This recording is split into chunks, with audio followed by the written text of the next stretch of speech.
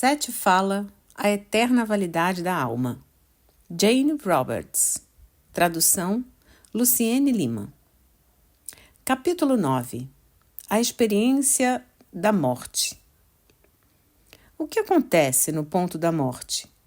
A questão é muito mais fácil de ser perguntada do que respondida.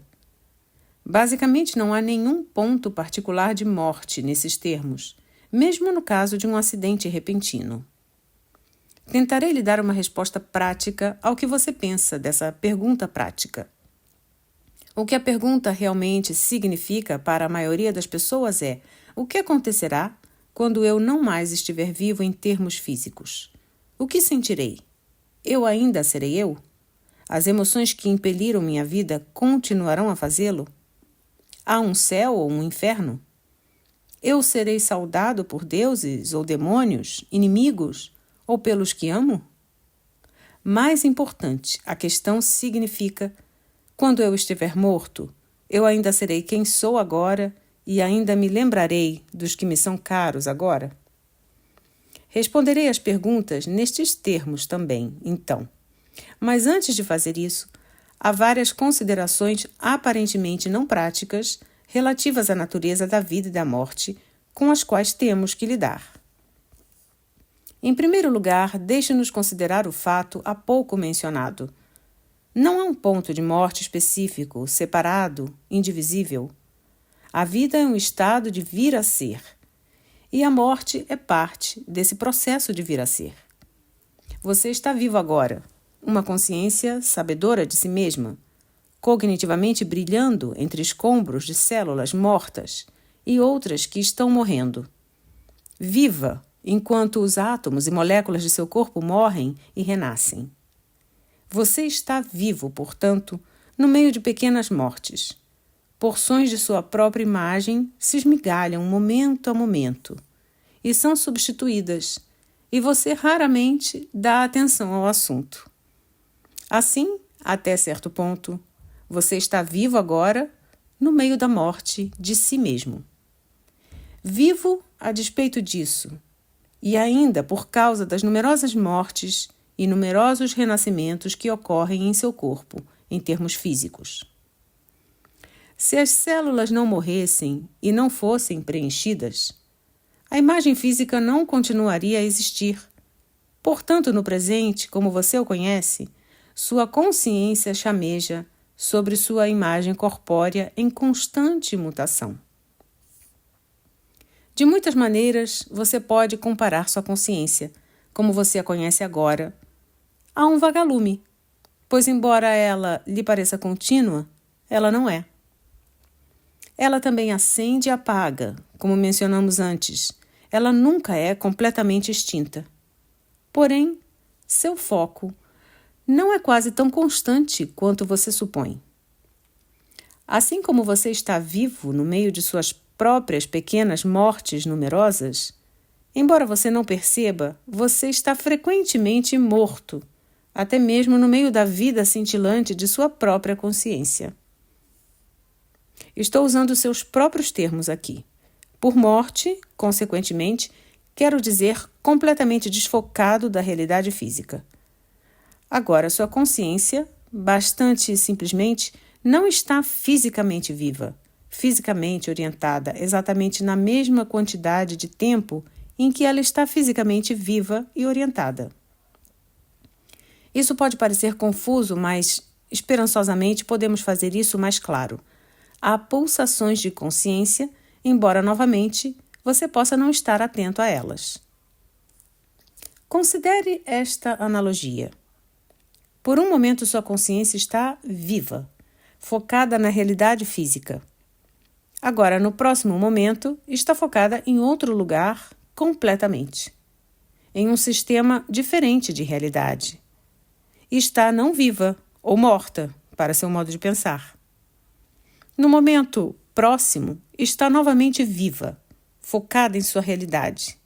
Mas você não está atento ao momento do instante não vivo interveniente. Seu senso de continuidade, então, é construído inteiramente em outra pulsação de consciência. Lembre-se de que isso é uma analogia. Assim, a palavra momento não deve ser encarada muito literalmente. Há então o que chamamos de um sublado da consciência. Agora, da mesma forma, os átomos e moléculas existem e estão mortos, ou inativos dentro de seu sistema. Então, vivos ou ativos. Mas você não pode perceber um momento no qual eles não existem, já que seus corpos e todo o seu universo físico são compostos por átomos e moléculas. Então, estou dizendo-lhe que toda a estrutura existe da mesma maneira. Em outras palavras, ela chameja, desligando-se e ligando-se, e em certo ritmo, como, por assim dizer, o ritmo da respiração. Há ritmos globais e, dentro deles, uma infinidade de variações individuais, quase como um metabolismo cósmico. Nesses termos, o que você chama de morte é simplesmente a inserção de uma duração mais longa daquela pulsação, da qual você não está ciente. Uma longa pausa naquela outra dimensão, por assim dizer. A morte, digamos, do tecido físico é meramente uma parte do processo da vida como você a conhece em seu sistema, uma parte do processo do vir a ser. E a partir desses tecidos, como você conhece, nova vida florescerá. A consciência humana, não é dependente dos tecidos, e ainda não há assunto físico que não seja trazido para o ser por alguma parte da consciência.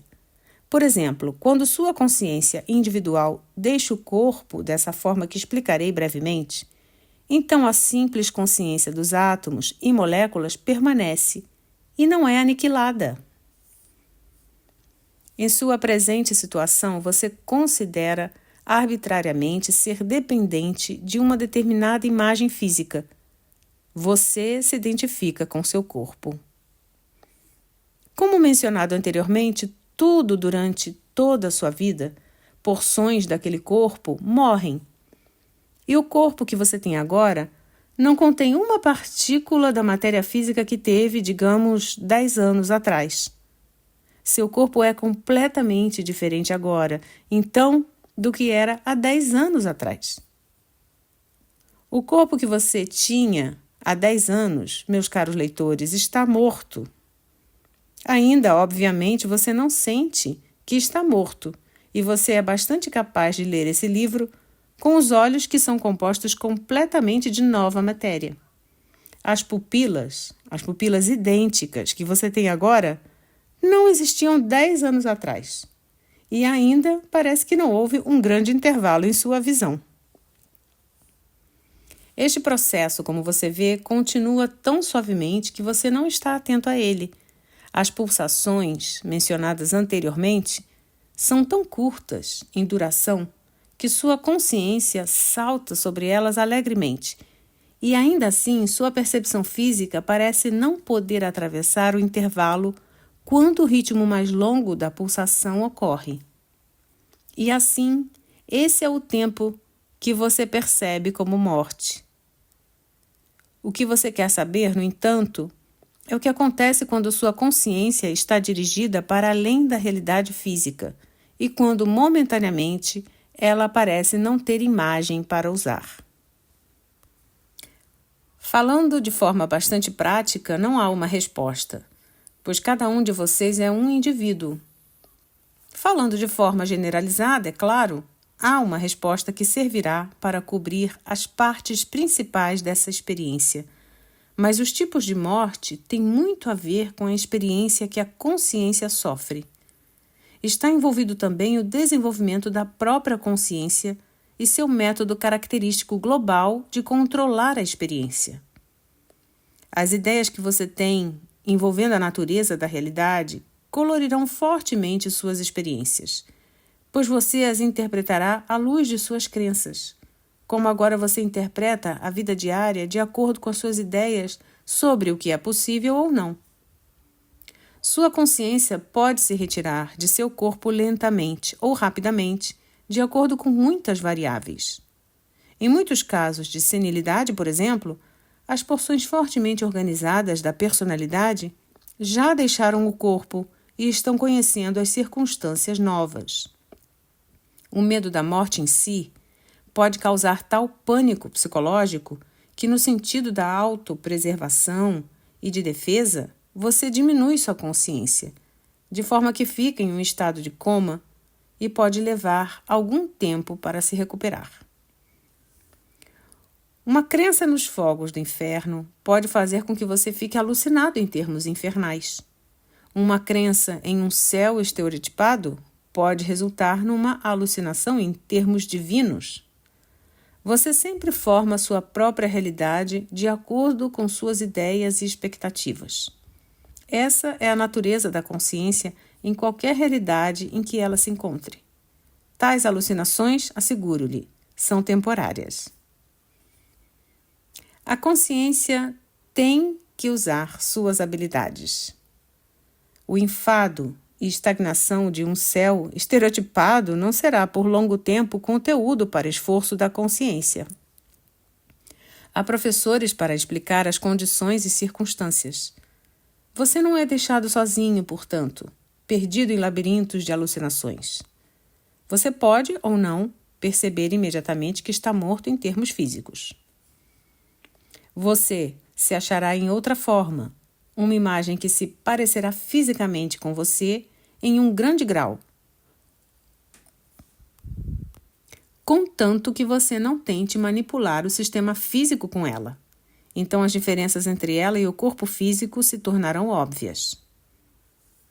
Se você acredita firmemente que sua consciência é um produto de seu corpo físico, então você pode tentar agarrá-la. Porém, há uma ordem de personalidades, uma guarda honorária, por assim dizer, que já está pronta para emprestar ajuda e ajudar. Agora, esta guarda honorária é composta por pessoas, em seus termos, viventes e mortas. Aqueles que estão vivendo em seu sistema de realidade executam essas atividades em uma experiência fora do corpo, enquanto o corpo físico dorme. Elas estão familiarizadas com a projeção da consciência, com as sensações envolvidas, e elas ajudam orientando aqueles que não estarão retornando ao corpo físico. Estas pessoas são particularmente úteis porque elas ainda estão envolvidas com a realidade física e têm um entendimento mais imediato dos sentimentos e emoções envolvidos a seu fim. Tais pessoas podem ou não ter uma memória das delas, atividades noturnas. Experiências com projeção de consciência e conhecimento da mobilidade da consciência são, portanto, muito úteis como preparações para a morte. Você pode experimentar o ambiente pós-morte, por assim dizer, antecipadamente e aprender as condições que serão encontradas. Isto não pede, incidentemente, necessariamente qualquer tipo de empenho sombrio. Nem o ambiente pós-morte é sombrio. Ao contrário, eles são geralmente muito mais intensos e alegres do que a realidade que você conhece agora. Você estará aprendendo a operar em um ambiente novo, no qual leis diferentes se aplicam, e as leis são bem menos limitantes do que as físicas com as quais você opera agora.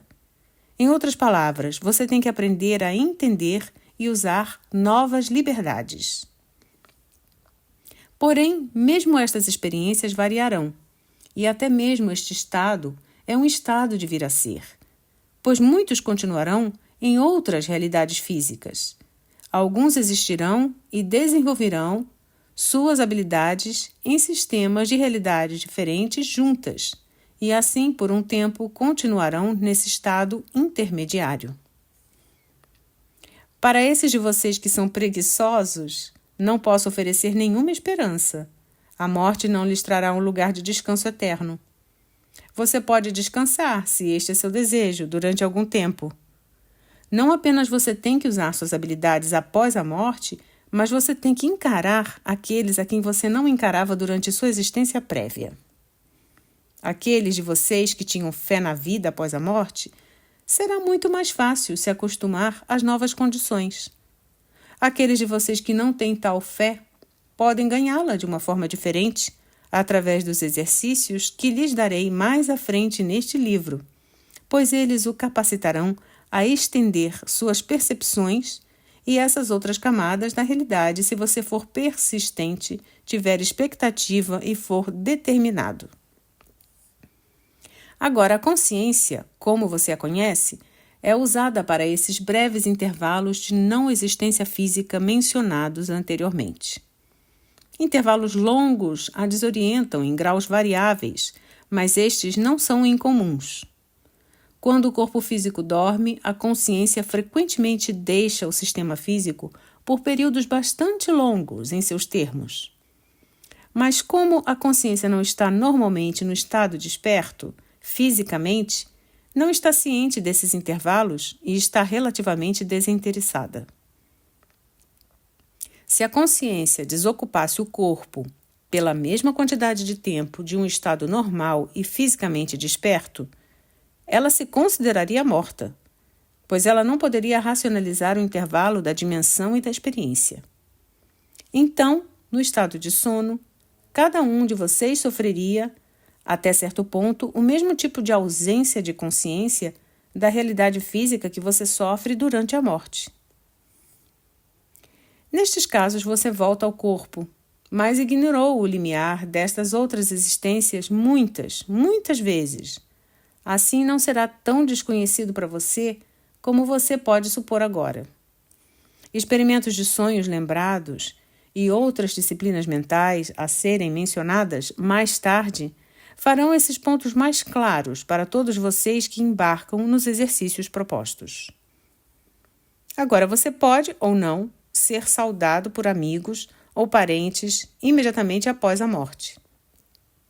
Essa é uma questão pessoal, como sempre. Além do mais, você pode estar muito mais interessado nas pessoas que você conheceu em vidas passadas do que naquelas próximas a você na vida presente, por exemplo. Seu sentimento verdadeiro em relação aos parentes que também estão mortos será conhecido para você e para eles. Não há hipocrisia. Você não finge amar um pai que fez pouco para ganhar seu respeito ou amor. A telepatia opera sem distorção nesse período de pós-morte. Assim, você tem que lidar com as relações verdadeiras que existem entre você e todos os parentes e amigos que esperam você. Você pode achar que alguém que você meramente considerou um inimigo, na verdade, merecia seu amor e respeito, por exemplo, e você o tratará, então, adequadamente. Seus próprios motivos serão cristalinamente claros. Você reagirá a esta clareza, porém, de seu próprio modo. Você não estará automaticamente sábio, se não era assim antes. Mas nem haverá ali uma forma de esconder-se de seus próprios sentimentos, emoções ou motivos. Se você aceita ou não motivos inferiores em si mesmo, ou aprende com eles, ainda é com você. Porém, as oportunidades para o crescimento e desenvolvimento são muito ricas, e os métodos de aprendizado à sua disposição são muito efetivos. Você examina o tecido da existência que você deixou e aprende a entender como suas experiências foram o resultado de seus próprios pensamentos e emoções e quanto eles afetaram os outros. Até esse exame seja terminado, você não está ainda ciente das grandes porções de sua própria identidade. Quando você percebe a significação e significado da vida que você acabou de deixar, então você está pronto para o conhecimento consciente de suas outras existências. Você se dá conta, então, de uma consciência expandida. O que você é começa a incluir o que você tem sido em outras vidas, e você começa a fazer planos para sua próxima existência física, se você se decidir por uma. Você pode, ao invés disto, entrar em outro nível de realidade e então retornar à existência física, se escolher assim. Sua consciência, como você a pensa, pode, é claro, deixar seu corpo completamente antes da morte física. Como mencionado antes, não há um ponto preciso de morte. Estou falando como se tivesse em função de sua conveniência. Sua consciência deixa o organismo físico de vários modos, de acordo com as condições. Em alguns casos, o próprio organismo ainda é capaz de funcionar num certo nível, embora sem liderança ou organização que previamente existiram. A simples consciência de átomos, células e órgãos continuam existindo, depois que a consciência principal partiu por algum tempo. Pode haver ou não desorientação de sua parte, de acordo com suas crenças e desenvolvimento. Agora, não quero necessariamente dizer desenvolvimento intelectual.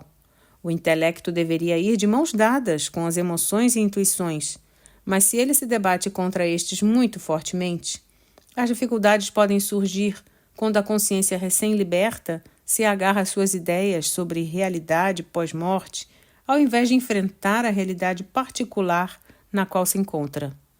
Em outras palavras, ela pode negar o sentimento e até mesmo tentar discutir sua presente independência do corpo. Novamente, como mencionamos antes, um indivíduo pode estar tão certo de que a morte é o fim de tudo que pode provocar o esquecimento, embora temporário. Em muitos casos, imediatamente ao deixar o corpo, há, é claro, surpresa e um reconhecimento da situação. O próprio corpo pode ser visto, por exemplo, e muitos funerais têm um convidado de honra entre a companhia, e ninguém contempla a face do cadáver com tanta curiosidade e maravilha. Neste momento, muitas variações de comportamento emergem, cada um como resultado do histórico individual, do conhecimento e do hábito. Os ambientes nos quais a morte os encontram variarão frequentemente. Alucinações vívidas podem formar experiências bastante reais, como qualquer outra da vida mortal.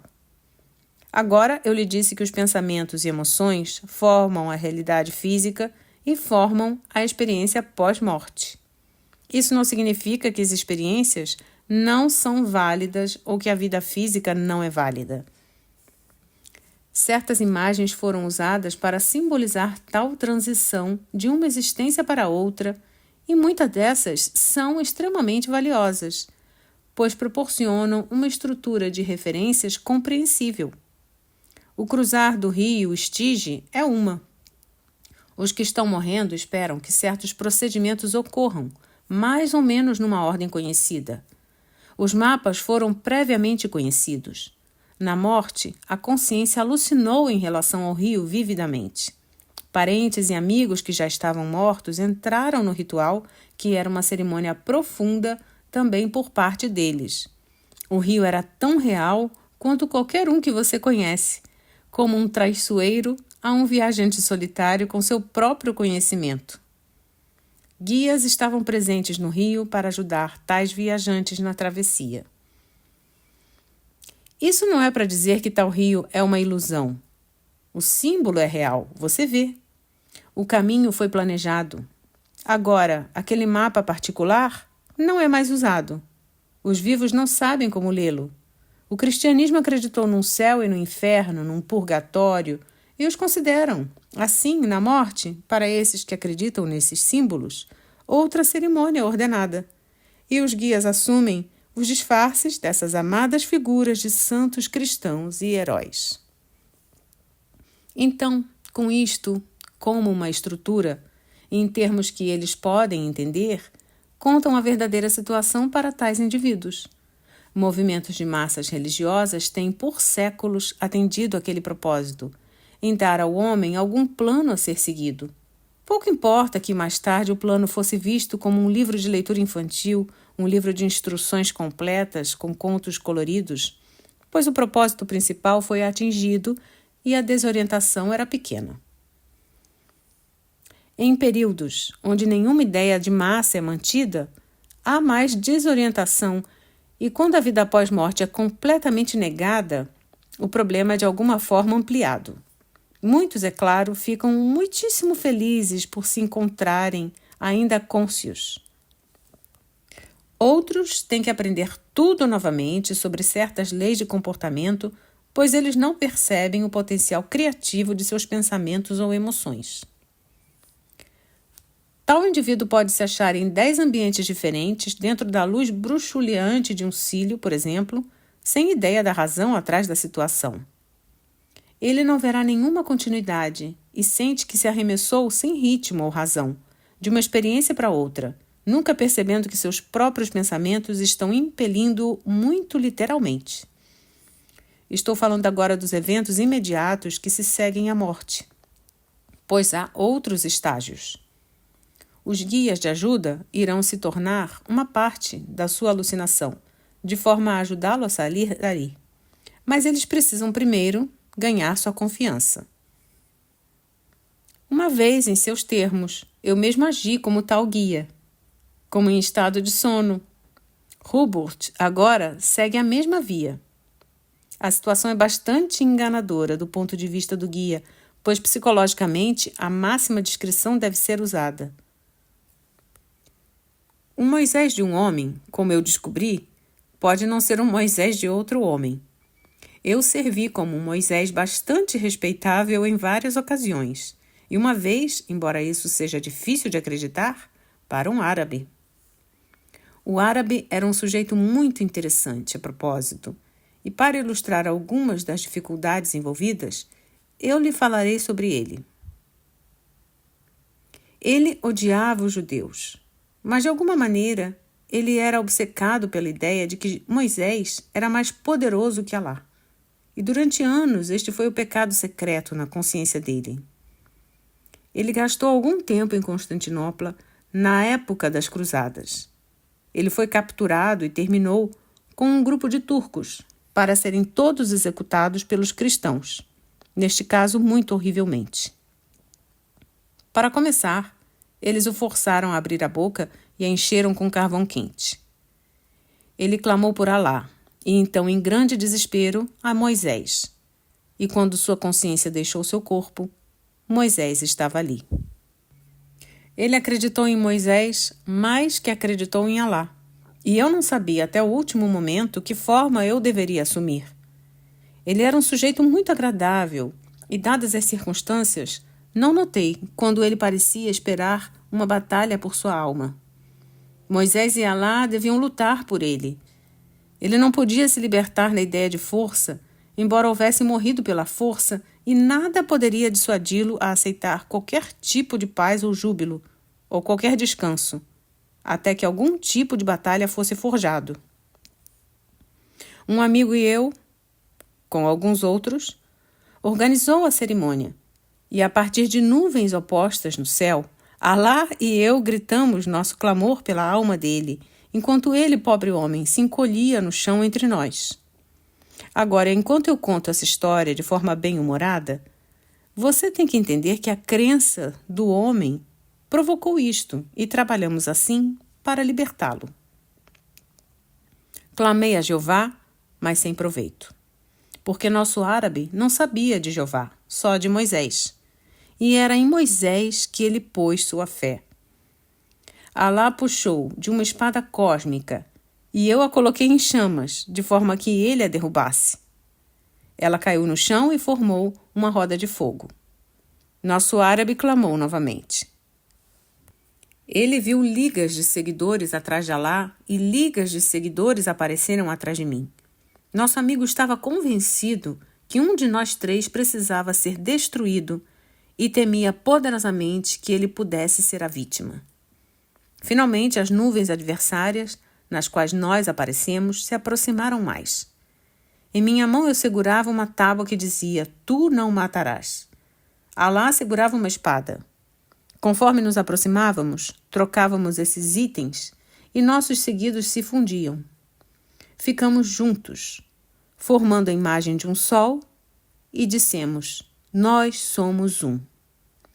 As duas ideias diametralmente opostas tiveram que se fundir ou o homem não teria tido paz. E apenas quando essas oposições foram unidas, nós poderíamos começar a explicá-lo sua situação. Para ser um guia desses é requerido grande disciplina e treino.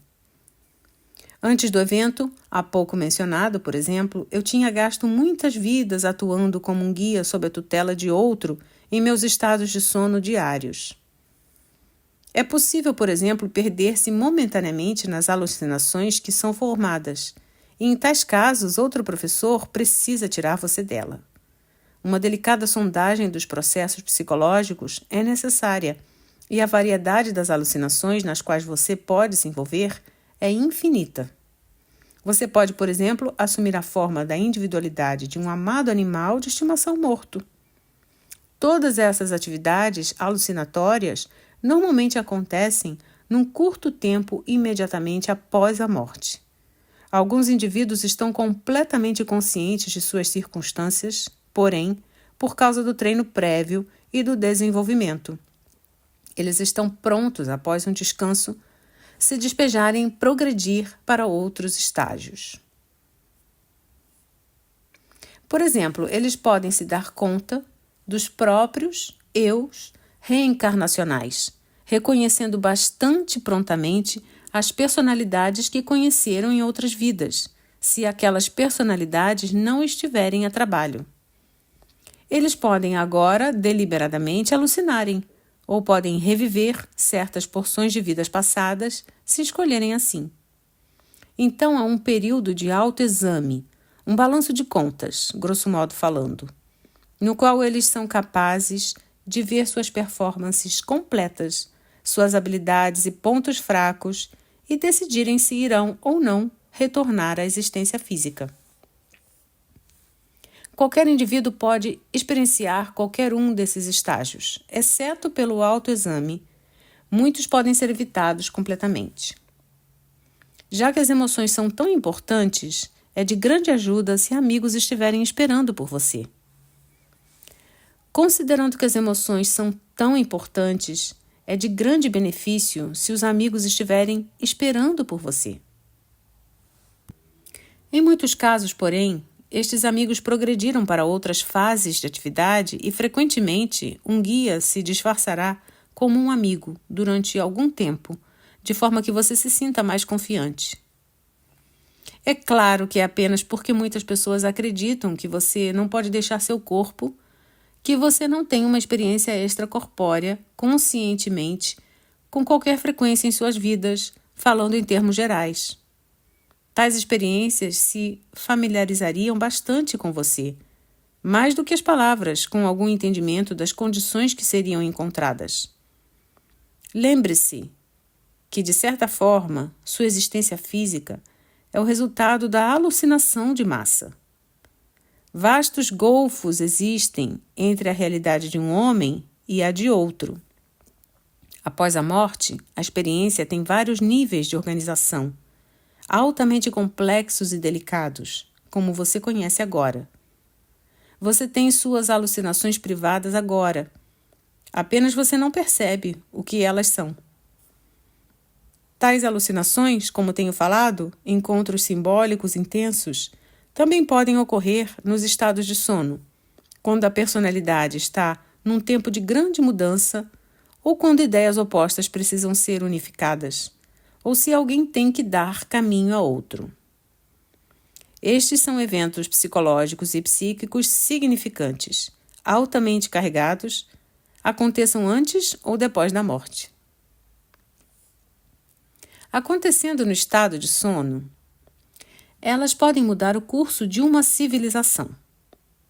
Depois da morte, um indivíduo pode visualizar a vida dele como um animal com o qual ele tem que se afinizar. E tal batalha ou encontro tem consequências de longo alcance, pois o homem precisa se harmonizar com todas as porções de si mesmo. Nesse caso, se a alucinação termina com ele montando o animal, fazendo amizade com ele, domesticando-o ou sendo morto por ele, cada alternativa é pesada cuidadosamente e os resultados terão muito a ver com o futuro desenvolvimento dele. Esta simbolização de vida pode ser adotada por aqueles que deram pouca atenção ao autoexame durante suas vidas. É uma parte do processo de autoexame, portanto, no qual o indivíduo forma sua vida em uma imagem e então lida com ela. Tal método não é usado por todos. Às vezes, uma série de tais episódios é necessária. Um dos alunos de Hubbard desejava saber se havia ou não qualquer tipo de organização nas experiências imediatamente pós-morte. Considerando que esta é uma pergunta que está em muitas mentes, trabalharei com isto aqui. Em primeiro lugar, deveria ser óbvio, do que eu disse, que há nenhuma realidade pós-morte, mas que cada experiência é diferente. Falando em termos gerais, porém, há dimensões nas quais estas experiências individuais malograrão. Por exemplo, há uma fase inicial para esses que ainda são fortemente focados na realidade física e para os que precisam de um período de recuperação e descanso. Nesse nível, haverá hospitais e casas de repouso. Os pacientes não percebem que há algo errado com eles. Em alguns casos, a ideia da doença é tão forte que eles construíram seus anos terrenos ao redor desse centro psicológico. Eles projetam condições doentes no novo corpo, como fizeram no velho. Eles são tratados com vários tipos de tratamento de natureza psíquica e lhes dizem que a condição daquele corpo é resultado da natureza de suas próprias crenças. Agora, muitos indivíduos não precisam passar por este período particular. Acontece sem precisar dizer-lhes que aqueles hospitais e centros de treinamento não são físicos, em seus termos. Eles são, de fato, frequentemente mantidos em massa pelos guias que cuidam dos planos necessários. Agora você pode chamar isso de alucinação em massa, se você quiser. O fato é que, para estes que encontram essa realidade, os eventos são bastante reais. Há também centros de treinamento. Nestes, a natureza da realidade é explicada de acordo com a habilidade de entendimento e percepção do indivíduo. As parábolas familiares, para alguns, ainda serão usadas, ao menos inicialmente, e então esses indivíduos irão gradualmente se desapegando delas. Nesses centros, há certas classes nas quais a instrução é dada para o benefício daqueles que escolhem retornar ao ambiente físico. Em outras palavras, lhes são ensinados os métodos que lhes permitem traduzir a emoção e pensamento em realidade física. Não há nenhum atraso de tempo, já que precisa estar no sistema tridimensional entre a iniciação de tais pensamentos e suas materializações. Tudo isto acontece mais ou menos a um nível, embora você tenha que entender que estou simplificando os acontecimentos até certo ponto. Por exemplo, alguns indivíduos não se submetem a tais períodos, mas, por causa do desenvolvimento e progresso durante suas vidas passadas, eles já estão prontos para começar programas mais ambiciosos. Agora falarei anteriormente sobre tal desenvolvimento. Alguns de meus leitores, não estando talvez atentos de qualquer habilidade psíquica própria, poderiam pensar então que estão por muito tempo num período demorado de treino pós-morte. Deixe-me apressar para lhe dizer que tais habilidades não são necessariamente conscientes e que muito disso acontece durante o estado de sono, quando você simplesmente não está ciente. Você pode, após a morte, recusar totalmente acreditar que está morto e continuar a focar sua energia emocional em direção àqueles que você conheceu em vida. Se você foi obcecado por um projeto particular, por exemplo, você pode tentar completá-lo. Sempre há guias para lhe ajudar a entender sua situação. Mas você pode estar tão absorto que não presta nenhuma atenção a eles. Cobrirei o assunto dos fantasmas separadamente, certamente neste capítulo. É o bastante dizer que grandes campos de foco emocional em direção à realidade física podem impedir você de se desenvolver. Quando a consciência deixa o corpo e fica fora por algum tempo, então a conexão é claro, interrompida. Nos estados extracorpóreos, a conexão ainda se mantém. Agora é possível para um indivíduo que tenha morrido interpretar completamente mal a experiência e tentar entrar no cadáver. Isso pode acontecer quando a personalidade identifica-se quase que exclusivamente com a imagem física. Não é comum, mas não obstante, sob várias circunstâncias, tais indivíduos tentarão reativar o mecanismo físico, tornando-se mais apavorada quando descobrem a condição do corpo. Alguns, por exemplo, lamentam sobre o cadáver muito tempo após a partida dos que os prantearam, não percebendo que eles mesmos estão completamente inteiros, onde, por exemplo, o corpo pode ter estado doente ou os órgãos longe de serem reparados. Eles são como um cachorro que se preocupa com o osso. Os que não identificaram completamente a própria consciência com o corpo acham muito fácil deixá-lo. Os que odiaram o corpo sentem, por incrível que pareça, que imediatamente após a morte são puxados por ele. Todas essas circunstâncias, então, podem ou não acontecer de acordo com o indivíduo envolvido. Porém, após deixar o corpo físico, você imediatamente se encontrará em outro. Ele é do mesmo tipo em forma, no qual você viaja nas projeções extracorpóreas e, novamente, deixe-me lembrar a meus leitores que cada um deles deixa o corpo por algum tempo durante o sono de cada noite. Esta forma parecerá física. No entanto, ela não será vista por aqueles que ainda estão no corpo físico, falando em termos gerais. Ela pode fazer qualquer coisa que você faz agora com seus sonhos. Portanto, ela voa, atravessa objetos sólidos e se move diretamente por sua vontade, levando-lhe, digamos, de um local a outro conforme você pensa nesses locais. Se você imagina o que a tia Sally está fazendo, digamos, em Poughkeepsie, Nova York, então você se encontrará ali. No entanto, você não pode, como regra, manipular objetos físicos. Você não pode pegar uma lâmpada ou lançar um prato. Esse corpo é seu instantaneamente, mas não é a única forma que você terá. Por isso, essa imagem não é uma nova. Ela é uma intersinuosidade com seu corpo físico agora, mas você não percebe isso. Seguindo a morte, ela será o único corpo do qual você estará ciente por algum tempo. Muito posteriormente, em muitos níveis, você finalmente aprenderá a assumir muitas formas, conforme você escolher, conscientemente. De certa forma, você faz isso agora, você sabe, traduzindo sua experiência psicológica, seus pensamentos e emoções, bastante literalmente, mas inconscientemente, em objetos físicos. Você pode achar que quando se imagina como uma criança depois da morte, que de repente você tem a forma da criança que você foi. Por certo período de tempo, portanto, você pode manipular essa forma. Então ela assume qualquer aparência que ela tinha quando estava conectada com sua forma física, na vida física imediatamente anterior.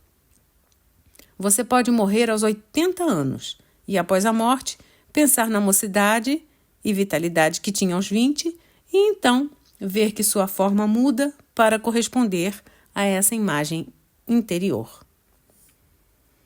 A maioria dos indivíduos, após a morte, escolhe uma imagem mais madura, que normalmente corresponde ao ápice das habilidades físicas em relação à idade, quando o ápice físico foi alcançado. Outros escolhem, ao invés disso, assumir a forma que tinham em um ponto particular, quando o maior ápice mental e emocional foi atingido em relação à beleza ou à idade que caracterizava a forma. Você se sentirá confortável com a forma que escolher, no entanto, e você normalmente a usará quando quiser se comunicar com outros que conheceu. Embora para tais comunicações com os vivos você possa, ao contrário, adotar a forma que tinha quando vocês se conheceram, para contatar o indivíduo que você quer contatar. Esses ambientes pós-morte não existem necessariamente em outros planetas. Eles não ocupam espaço, respondendo à questão onde tudo isso acontece. Essa questão não tem sentido, em termos básicos. Isso é o resultado de suas más interpretações da natureza da realidade. Não há, portanto, um lugar, nenhum local específico. Esses ambientes existem não perceptivelmente para você, entre o mundo físico que você conhece. Seus mecanismos perceptivos simplesmente não lhe permitem se sintonizar com o âmbito deles. Você reage a um campo altamente específico, mas limitado. Como mencionei antes, outras realidades coexistem com a sua própria, na morte, por exemplo. Você simplesmente se despe da parafernália física, sintonizado em campos diferentes, e reage a outros jogos de composições.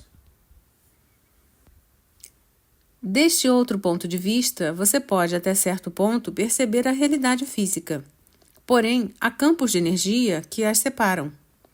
Todo o seu conceito de espaço é tão distorcido que qualquer explicação verdadeira é altamente difícil.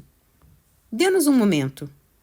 Como seus mecanismos perceptivos insistem que os objetos são sólidos, por exemplo, então eles insistem que tal coisa como o espaço existe. Agora, o que seus sentidos lhe falam sobre a natureza do assunto é inteiramente errônea, e o que eles lhe falam sobre espaço é igualmente errado. Errado em termos da realidade básica, mas exato ao manter o curso dos conceitos tridimensionais. Nas experiências extracorpóreas, no estado vivo, muitos dos problemas são encontrados, em termos de espaço, que serão encontrados após a morte. E em tais episódios, então, a verdadeira natureza de tempo e espaço se torna mais aparente. Após a morte, não leva tempo para se locomover através do espaço, por exemplo. O espaço não existe em termos de distância. Isso é uma ilusão. Há barreiras, mas elas são barreiras mentais ou físicas. Por exemplo, há intensidades de experiência que são interpretadas em sua realidade como distância em milhas. Após a morte, você pode se achar em um centro de treinamento. Agora, teoricamente, esse centro poderia estar no meio de sua sala de estar atual, no espaço físico, mas a distância entre você e os membros de sua família ainda viva, sentada talvez, pensando em você ou lendo um papel, não teria nada a ver com o espaço como você o conhece. Você estaria mais separado deles do que se você estivesse, digamos, na Lua. Você poderia talvez mudar seu próprio foco de atenção para longe do centro e, teoricamente, ver a sala e seus habitantes. E ainda assim, essa distância não tem nada a ver com as milhas que estariam entre vocês.